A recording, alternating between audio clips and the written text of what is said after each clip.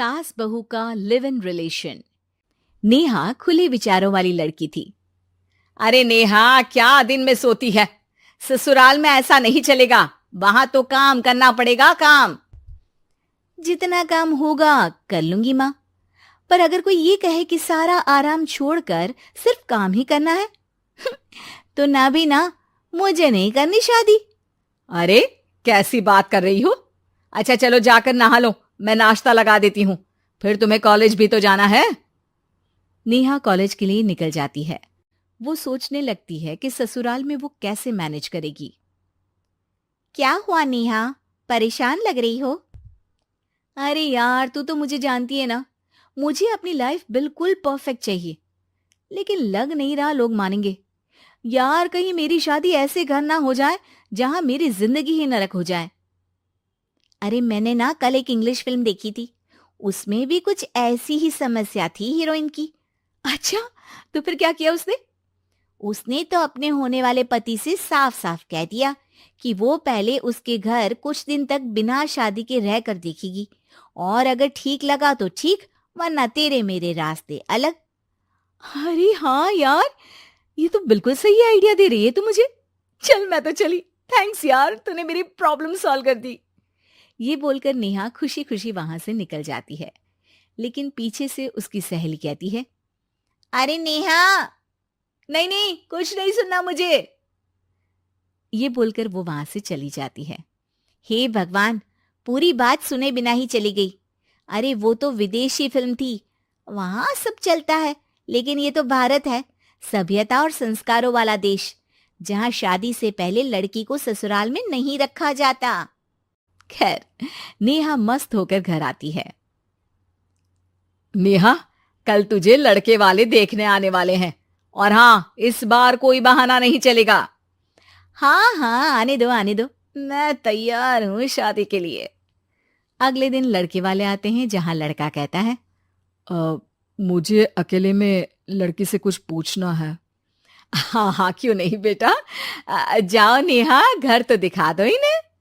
नेहा भी खुश हो जाती है कि उसे मौका मिल गया है लड़के से अपनी शर्त रखने का। देखो, मुझे ना शादी से बहुत डर लगता है, पता नहीं कैसी लड़की आए, तालमेल बना पाए कि नहीं मेरे परिवार से। मैंने कई घरों में रोज का क्लेश होते देखा है। तुमने तो मेरे दिल की बात कर दी।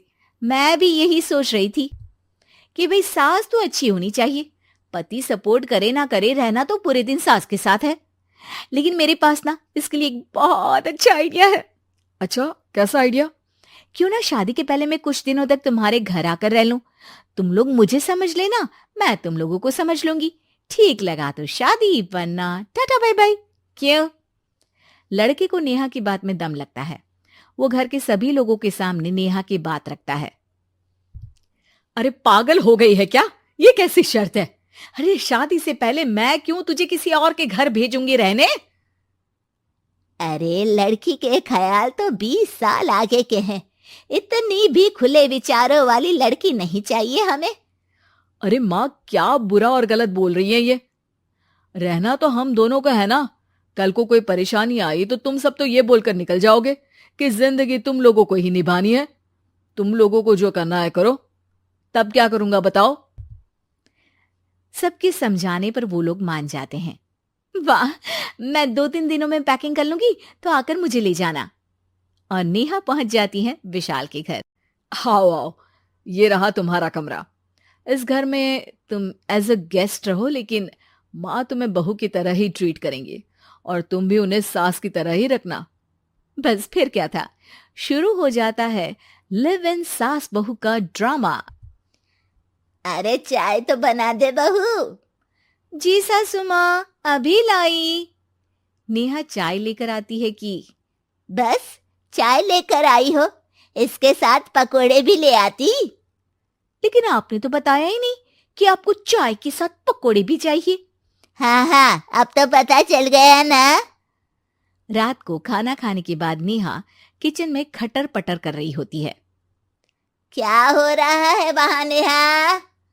माँ जी, मैं ना रात को अदरक वाली चाय पीकर सोती हूँ, ये मेरी आदत है। अच्छा, तो जरा मेरे लिए भी बना देना। दोनों सास बहू रात को चाय पीती हैं। अगले दिन, नेहा, मैं मंदिर जा रही हूँ, मेरी साड़ी निकाल कर बेड पर रख दे। नेहा सास के लिए साड़ी निकाल कर रख देती है। वो देखती है कि उसके आने के बाद से सास ने घर का कोई भी काम करना छोड़ दिया है। यार मैं क्या करूं? ऐसा ससुराल तो मुझे नहीं चाहिए था जिसमें मैं ही सारा काम करूं। मैं तो ऐसा घर चाहती हूं जहां सास और बहू दोनों मिलकर किचन में काम करें। हे भगवान, रात को चाय पी ली, पेट में गैस बन गई, अब तो चला भी नहीं जा रहा है। मुझे तो ऐसी बहू चाहिए जो हेल्थ के प्रति कॉन्शियस हो, क्योंकि वो ठीक रहेगी तभी तो मैं ठीक रहूंगी। दोनों समझ जाती हैं कि वो लोग एक दूसरे के लिए नहीं बने हैं। अगले दिन, नेहा, जरा चाय तो ले आना। नेहा चाय के साथ चिला भी बनाकर ले आती है। सास खा पीकर सो जाती है। अगली सुबह, तेरी बुआ सास आ रही है, उसे मैंने तेरे बारे में बताया है। तभी वहां गंवार से एक महिला आ जाती है। चलो यहां से निकलो, कुछ नहीं है खाने के लिए, जाओ। ए नेहा, तमीज से बात करो, ये मेरी ननद यानी आशीष की बुआ है। हाय रे दैया, इतनी आकड़ वाली लड़की! अरे यही है ना जो शादी से पहले ही आकर बस गई है यहाँ पर। बस नहीं गई हूं, बसना है या नहीं ये डिसाइड करने आई थी, लेकिन इन लोगों के रिश्तेदार इतने गंवार हैं तो मैं तो ना कर रही इस घर में शादी। और भाभी, और क्या कमी थी हमारे आशीष में जो आपने ऐसी लड़की की शर्तों को मान लिया? अरे वो तो आशीष के कहने पर मैं झुक गई, वरना ऐसी लड़की को तो मैं घर में घुसने भी ना दूं। ए हेलो, ऐसी लड़की कैसी लड़की? हाँ, बिना समझे बुझे शादी कर लूं? अब तो समझ गई ना कि हम लोग गांव के हैं। भाभी को खाट पर सोना और रिश्तेदारों का गांव से आना जाना तो लगा ही रहना है इस घर में। हाँ हाँ, मैं तो किसी मॉडर्न घर में शादी करूंगी। ये बोलकर नेहा वहां से चली जाती है। अपने घर में आकर नेहा कहती है, ना मां ना, लिव इन में रहकर देख लिया, ये गांव के लोगों का कोई भरोसा नहीं है। खैर, नेहा की शादी एक मॉडर्न घर में हो जाती है जहां सास कहती हैं, हे नेहा, मैं टेनिस खेलने जा रही हूं, आओ तो जूस बनाकर रखना, और हाँ, वॉलनट्स और ओट्स भी बना लेना। जी माँ। माँ मॉम बोलो डार्लिंग, माँ इज ओल्ड फैशन। बेचारी नेहा सर पर हाथ रख लेती है। हे भगवान, ये सास तो सास ही होती है, गांव की हो या शहर की।